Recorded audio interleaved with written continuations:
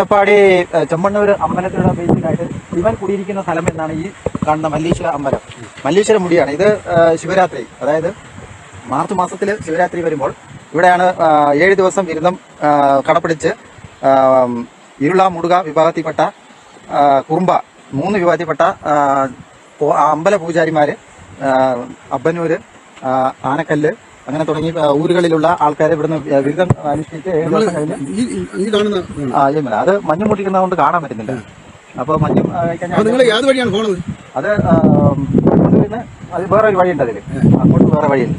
പിന്നെ അതല്ലാതെ കുറുമ്പ ഭാഗം താമസിക്കുന്നത്, അതായത് ഈ മലനിര, ആ മലനിരക്കപ്പുറം കൊട്ടിയാർ കണ്ടി. ആ കൊട്ടിയാർ കണ്ടിയിൽ ഏത് വിഭാഗമാണ് ഏറ്റവും കൂടുതലുള്ളത്? അവിടെ മുടുകരാണ്. മുടുകരും അപ്പുറത്ത് കുറുക്കത്തിക്കല്ല്, അത് കുറുമ്പരാണ്. അപ്പോൾ കുറുക്കത്തിക്കല്ലും കൊട്ടിയാർ കണ്ടിയുടെ ഇടയിലാണ് വഴി, കാട് വഴി, മല വഴി കൂടി ഇങ്ങനെ മേലെ ഉള്ളിൽ കയറി അങ്ങോട്ട് ഇറങ്ങി കഴിഞ്ഞാൽ